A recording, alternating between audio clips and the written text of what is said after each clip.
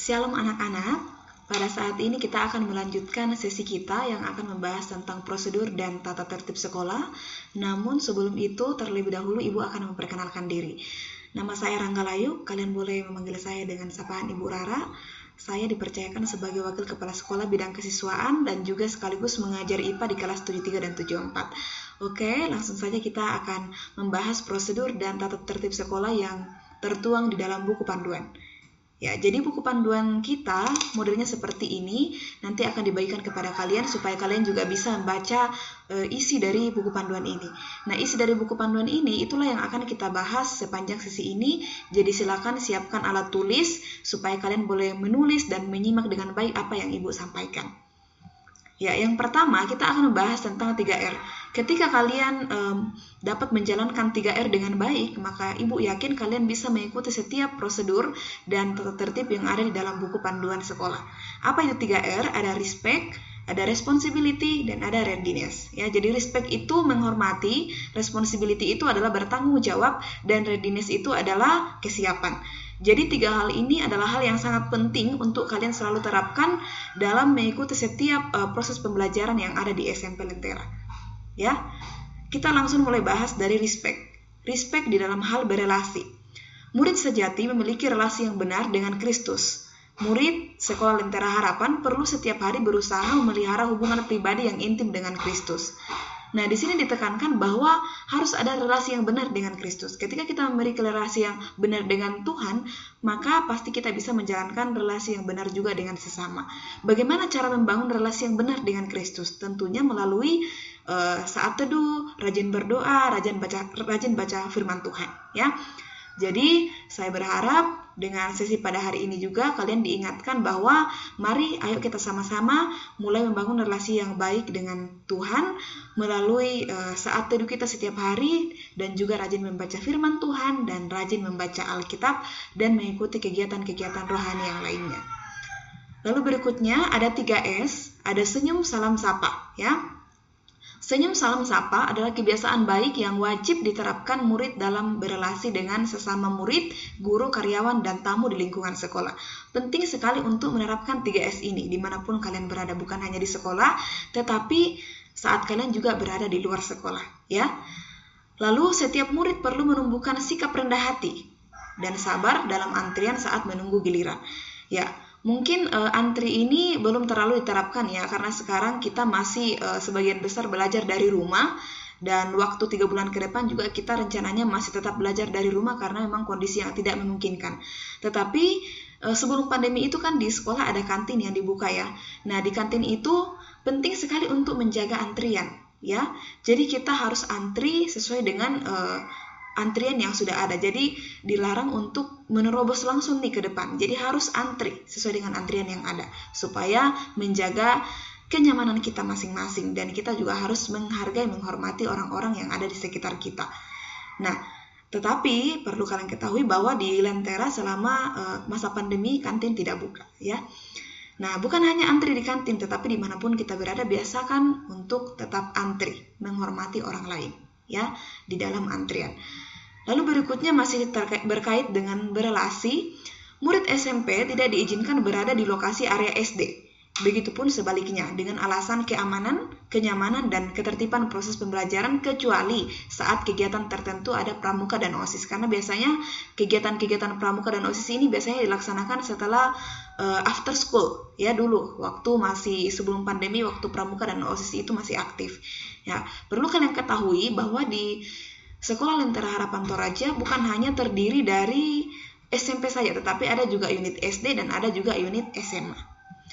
Lalu, murid perlu menjaga hati, pikiran, perkataan, dan perilaku saat berelasi di dalam maupun di luar sekolah.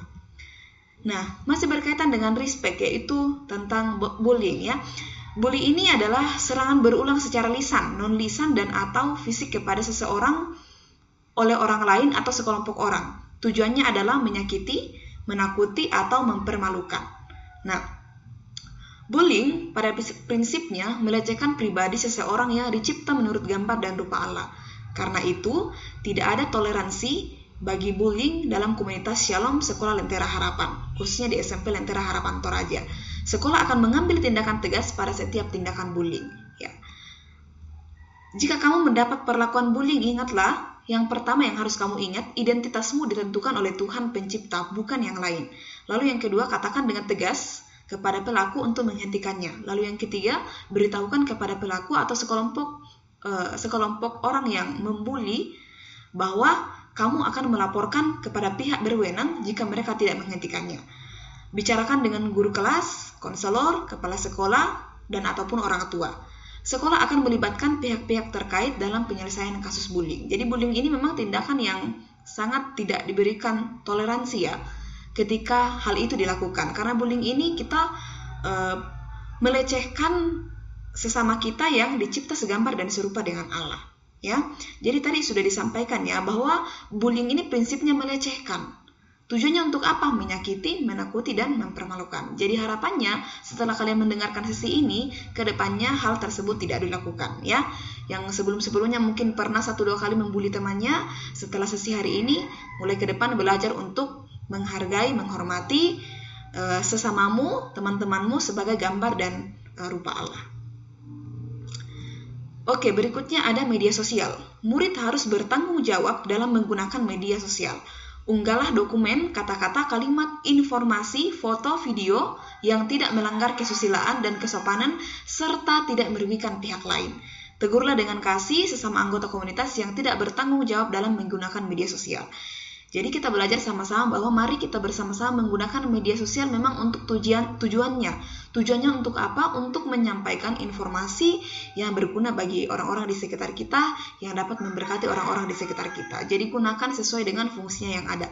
Bukan digunakan untuk hal-hal yang dapat mengganggu kenyamanan orang lain, atau digunakan untuk misalnya membuli orang lain, atau mengata-ngatai orang lain, atau mengupload sesuatu yang merugikan pihak-pihak lain. Jadi mari belajar bersama-sama untuk menggunakan media sosial dengan baik.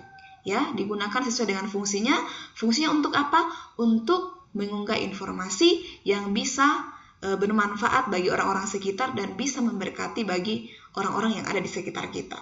Jadi mulai dari sekarang, bagi kita semua yang mempunyai media sosial, digunakanlah dengan baik. Baik itu WhatsApp, Instagram, Facebook, dan lain-lainnya. Lalu ada perayaan. Perayaan ulang tahun hanya dapat dilakukan dengan berdoa dan memberikan kartu ucapan selamat. Jadi hanya 2 dilakukan sederhana ya, hanya 2, yaitu berdoa bersama dan memberikan kartu ucapan selamat. Murid tidak diizinkan merayakan ulang tahun guru secara berlebihan. Perayaan dapat dilakukan dengan cara berdoa bersama dan memberikan kartu ucapan selamat. Jadi tidak perlu dirayakan secara berlebihan, misalnya memberikan hadiah atau memberikan kue ulang tahun, itu tidak perlu ya. Jadi cukup saja kita lakukan dengan sederhana, yaitu berdoa dan memberikan kartu ucapan selamat. Lalu, sekolah tidak mengizinkan melakukan kegiatan perayaan lainnya di luar kalender akademik sekolah, kecuali ada persuratan resmi dari sekolah. Misalnya nanti ketika di akhir semester ingin melakukan perpisahan dengan teman-teman, terus kamu merayakan kegiatan itu di luar sekolah. Nah, ini kan di luar dari kalender akademik sekolah, jadi itu tidak diizinkan. Kenapa? Karena itu untuk menjaga kenyamanan, keamanan kita masing-masing. Mari kita belajar untuk menjaga satu sama lain, karena sekolah tidak bertanggung jawab apabila terjadi sesuatu yang tidak diinginkan dalam kegiatan yang dilaksanakan di luar dari program sekolah. Bukan sekolah tidak mau untuk bertanggung jawab, bukan itu yang jadi poinnya, tetapi yang paling penting di sini yang harus kita ingat bahwa marilah kita bersama-sama untuk saling menjaga satu sama lain, karena kita tidak tahu kalau misalnya kita mengadakan kegiatan di luar sana apa yang akan terjadi nantinya ya. Jadi mari bersama-sama belajar untuk menjaga satu sama lain. Lalu ada hadiah. Orang tua murid dan murid dilarang memberi hadiah makanan, uang, atau barang berharga lainnya kepada guru dan staf. Jadi ini sudah bisa disampaikan kepada orang tua bahwa memang di SMP Lentera Harapan Toraja, guru-guru memang sudah punya peraturan bahwa tidak diperkenankan untuk menerima hadiah, barang, uang, ataupun makanan dari orang tua ataupun murid, karena ini menyangkut dengan profesional guru dalam bekerja. Ya, jadi itu sudah bisa disampaikan supaya kedepannya hal ini tidak terjadi. Ya. Lalu berikutnya kita akan membahas ke readiness ya. Tadi kita sudah bahas tentang respect, kita sekarang bahasnya tentang readiness atau kesiapan ya. Yang pertama-tama yaitu standar penampilan murid.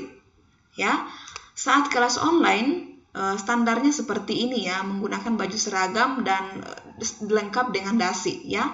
Lalu untuk kelas tatap muka standarnya seperti ini, untuk wanita seperti ini, dan untuk laki-laki seperti ini. Ingat, untuk sepatu harus hitam polos dan kaos kakinya harus putih polos minimal 5 cm di atas mata kaki. Ya. Kemudian ada catatan penting yang perlu diperhatikan. Pertama, untuk perempuan, rok di bawah lutut memakai celana short. Lalu seperti yang tadi saya sampaikan, sepatu berwarna hitam polos dan kaos kaki putih polos minimal 5 cm di atas mata kaki. Lalu ikat rambut berwarna hitam dan tidak berlebihan. Lalu tidak menggunakan cincin, kalung, dan gelang yang terbuat maupun yang tidak terbuat dari emas. Karena ini juga berkaitan dengan keamanan murid-murid sekalian. Jadi demi menjaga kenyamanan dan keamanan, maka tidak diperkenankan menggunakan cincin, kalung, dan gelang yang terbuat maupun yang tidak terbuat dari emas. Lalu anting-anting tidak berlebihan, tidak berjuntai seperti anting-anting yang digunakan ketika misalnya pergi ke pesta-pesta atau perayaan-perayaan yang lainnya, dan anting-anting itu harus berukuran kecil, ya. Kuku pendek dan tidak diwarnai, kemudian tidak menggunakan lipstik dan sejenisnya. Kalau misalnya ada yang datang bertanya, "Bu, boleh nggak saya pakai lip balm karena bibir saya kering?" Nah, supaya bibir kamu tidak kering, maka perlu untuk minum air, ya. Jadi kamu harus minum air supaya bibirnya tidak kering.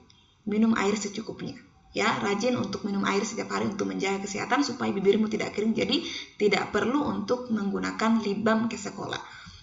Kemudian murid laki-laki, catatan penting yang harus diperhatikan, menggunakan celana yang tidak melewati lutut ke bawah. Lalu sepatu berwarna hitam polos dan kaos kaki putih polos minimal 5 cm di atas mata kaki. Kemudian tidak menggunakan cincin, kalung, gelang, dan anting-anting yang terbuat maupun tidak terbuat dari emas.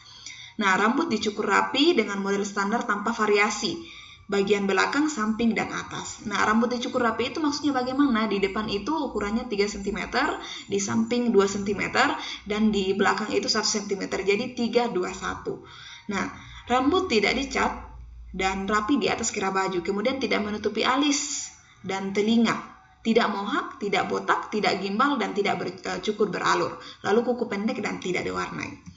Nah, kemudian kehadiran dan keterlambatan. Ibu akan membahas 2 versi ya di sini, karena selama masa pandemi ini kan kita kadang tatap muka, kadang online juga, seperti itu ya. Jadi Ibu akan bahas 2 versi. Nah, untuk tatap muka kita masuknya jam 7, sehingga kalau 7.01 itu sudah dihitung terlambat. Nah, untuk kelas online yang benar-benar full online itu masuknya jam 8. Tetapi nanti saat kita blended learning, ketika disesuaikan dengan situasi dan kondisi yang ada di Toraja, maka kita akan mengikuti jam tatap muka. Jadi kalau misalnya Bu, nanti online nih, hari ini online, besok tatap muka, maka kedua-duanya itu masuknya jam 7. Tetapi case khusus saat benar-benar full online, tidak ada tatap muka sama sekali, maka kita masuk jam 8. Nah, untuk jadwal informasi selanjutnya itu nanti bisa diinformasikan kembali jika ada perubahan, ya, karena melihat kondisi yang ada di Toraja sekarang. Nah, kemudian ini terkait dengan kehadiran. Penting sekali anak-anak sekalian untuk menjaga komunikasi. Saat sakit, izin, ataupun ada hal-hal yang lain yang terjadi, silakan dikomunikasikan ke sekolah. Nah, untuk sakit, saat kalian sakit 1 hari, boleh disampaikan melalui wali kelas, tetapi saat sakit 2 hari atau lebih itu sudah harus menyertakan surat keterangan dokter, ya. Jadi 2 atau lebih itu sudah harus melampirkan surat keterangan dokter. Nah, untuk izin, saat izin 1 kali, orang tua boleh menyampaikan melalui wali kelas, tetapi saat izin sudah 2 hari atau lebih, silakan langsung menyampaikan melalui kepala sekolah, ya. Lalu untuk izin pada jam sekolah, ya, misalnya nanti saat tatap muka tiba-tiba di jam pembelajaran mau izin. Nah, izin itu hanya benar-benar diizinkan untuk 3 hal ini. Pertama, misalnya saat kalian ingin mengontrol kesehatan ke dokter, jadi saat ada pemeriksaan.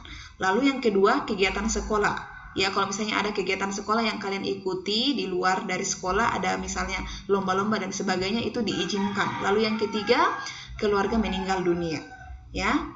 Lalu berikutnya, saat kalian keluar dari sekolah, kalian harus mengisi surat izin jika keluar tanpa pendampingan guru. Lalu nanti bisa diberikan kartu izin dari kesiswaan, itu bisa diambil di saya, ya. Kemudian tanpa keterangan, bagaimana kalau misalnya tanpa keterangan sama sekali tidak ada informasi apakah alpa, sakit atau izin. Nah itu nanti pihak sekolah, dalam hal ini wali kelas, yang akan menghubungi orang tua jika kamu dalam 1 hari itu tidak ada kabar. Nah kalau misalnya kalian sudah berhari-hari sudah tidak masuk, misalnya sudah 3 hari, 4 hari tidak masuk dan tidak ada kabar sama sekali, maka sekolah akan melakukan perkunjungan ke rumah untuk mengetahui keadaan kalian seperti apa. Nah, kalau misalnya sudah 1 minggu sampai 2 minggu tidak ada kabar, sudah berusaha dihubungi tapi tidak ada respon sama sekali, maka itu sudah dianggap mengundurkan diri. Ya, jadi itu perlu untuk diperhatikan. Berikutnya kita akan bahas mengenai responsibility, ya, tanggung jawab belajar. Kita sama-sama yuk baca dari Kolose 3 ayat 23.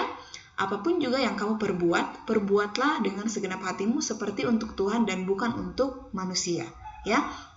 Nah, berharap ketika kita membaca ayat ini mengingatkan kita semua bahwa tanggung jawab belajar itu adalah tanggung jawab kita kepada Tuhan. Sehingga anak-anak sekalian dalam mengerjakan tugas dan tanggung jawab itu benar-benar sungguh-sungguh, ya. Tugas dan tanggung jawab itu dikerjakan bukan semata-mata karena takut dihukum, takut kepada guru, takut kepada orang tua, tetapi kalian harus sadar bahwa semuanya itu kalian lakukan untuk Tuhan. Jadi lakukan dengan semaksimal mungkin yang kalian bisa, berikan yang terbaik, ya. Lalu berikutnya, bagaimana dengan belajar dari rumah, ya? Saat belajar dari rumah, hal yang perlu diperhatikan itu pertama-tama harus segar. Jadi pagi-pagi kamu juga harus bangun tepat waktu, mandi, sarapan, dan siap mengikuti pembelajaran. Harus tepat waktu mengikuti pembelajaran walaupun itu dilaksanakan secara online dari rumah.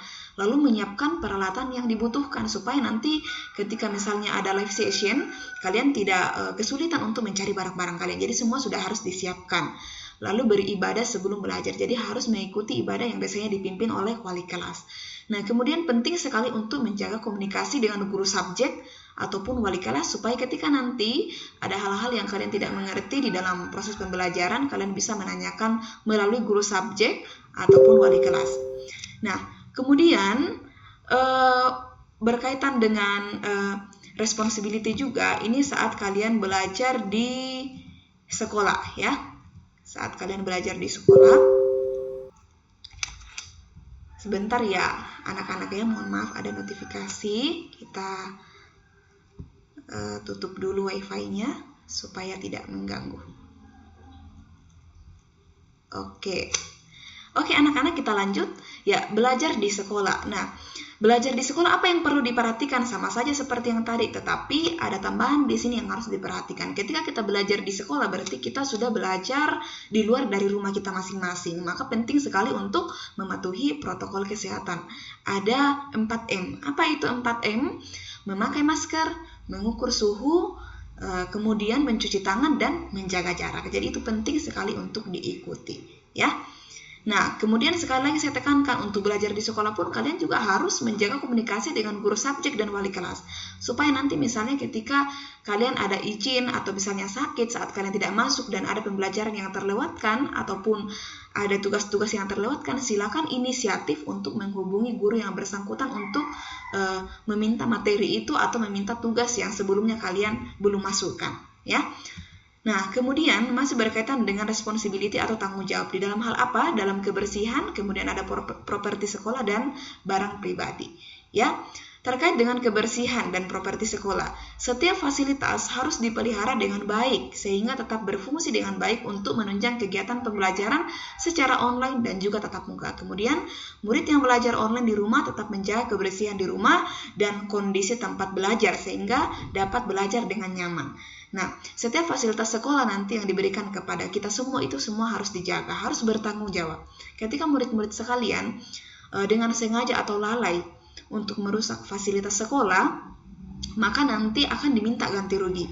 Tidak akan diminta gantinya uang, tetapi kalian harus mengganti dengan barang. Kalau misalnya contohnya kalian merusak kursi karena kelalaian atau kesengajaan, nah kalian harus menggantinya dengan kursi juga. Jadi diganti dengan barang, bukan dengan uang. Jadi mari bersama-sama untuk belajar bertanggung jawab menggunakan fasilitas yang ada di sekolah. Lalu barang-barang pribadi, ya. Jadi barang-barang pribadi murid hanya diizinkan membawa barang seperlunya ke sekolah sesuai kebutuhan pembelajaran, ya. Jadi misalnya buku, pulpen, penggaris, penghapus. Jadi benar-benar hanya sesuai dengan kebutuhan pembelajaran. Nah, Sebelum pandemi, murid itu tidak diizinkan membawa alat elektronik ke sekolah karena itu memang tidak dibutuhkan saat pembelajaran di sekolah. Tetapi setelah pandemi, alat elektronik ini sangat dibutuhkan di sekolah ya, karena kadang-kadang kita online, tiba-tiba tatap muka lagi, atau misalnya tiba-tiba online full lagi. Jadi alat elektronik ini sangat membantu kita untuk mendukung proses pembelajaran, sehingga kebijakan khusus penggunaan HP dan laptop diizinkan selama pembelajaran di masa pandemi.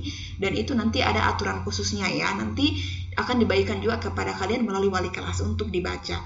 Jadi di dalam kelas itu saat jam istirahat, alat elektronik ini disimpan. Jadi benar-benar hanya digunakan saat proses pembelajaran. Saat jam istirahat, gunakan istirahat itu untuk benar-benar istirahat, bukan untuk bermain HP atau laptop. Jadi HP dan laptop itu harus disimpan di jam istirahat, supaya kalian bisa menikmati istirahat dengan baik. Ya, lalu murid SMP dan SMA hanya diizinkan membawa uang jajan maksimal Rp20.000. Kan tadi Ibu menyebutkan ya di Sekolah Lentera Harapan Toraja itu ada SD, SMP, dan SMA. Nah, khusus SMP dan SMA itu hanya diizinkan membawa uang jajan maksimal Rp20.000. Tetapi tadi Ibu sampaikan ya bahwa selama masa pandemi ini karena kantin tidak buka, jadi silakan kalau kalian ingin membawa uang jajan ke sekolah boleh, tetapi perlu kalian ketahui bahwa tidak diizinkan untuk keluar jajan sembarangan di luar, karena untuk keluar dari area sekolah itu sudah ada 3 hal tadi yang hanya diizinkan ya. Nah, sehingga untuk jajan semasa pandemi silakan boleh dipersiapkan dari rumah untuk snacknya. Kalau misalnya kalian ingin menikmati snack di jam istirahat, silakan semuanya disiapkan dari rumah. Jadi tidak ada lagi saat di sekolah untuk izin keluar membeli jajan sembarangan di luar, karena ini berkaitan untuk kesehatan kita. Dan perlu kita ketahui bersama bahwa pentingnya sekali ketika kita berada di sekolah benar-benar hanya untuk belajar, karena waktu juga terbatas. Di masa pandemi ini kan waktu terbatas kita juga di sekolah ya, tidak seperti pembelajaran normal sebelumnya bahwa kita berada di sekolah sampai sore hari, begitu ya. Nah, untuk new normal seperti yang sudah kita jalani sekarang, ketika nanti tatap muka, yang paling penting harus kalian bawa itu adalah masker. Untuk tisu, facial, hand sanitizer juga boleh dibawa, tetapi perlu digarisbawahi di sini bahwa barang pribadi yang dibawa tidak diperkenankan untuk berganti-gantian dengan orang lain. Dan ketika itu sudah selesai dipakai, silakan bekasnya itu dibuang pada tempatnya, ya. Oke anak-anak, sekian prosedur dan tata tertib sekolah yang Ibu sudah sampaikan. Jika kedepannya masih ada pertanyaan, boleh juga ditanyakan melalui wali kelas ya. Oke, baik anak-anak, demikianlah sesi kita pada hari ini. Terima kasih sudah mengikuti dengan baik. Selamat pagi semuanya, Tuhan Yesus memberkati. Terima kasih.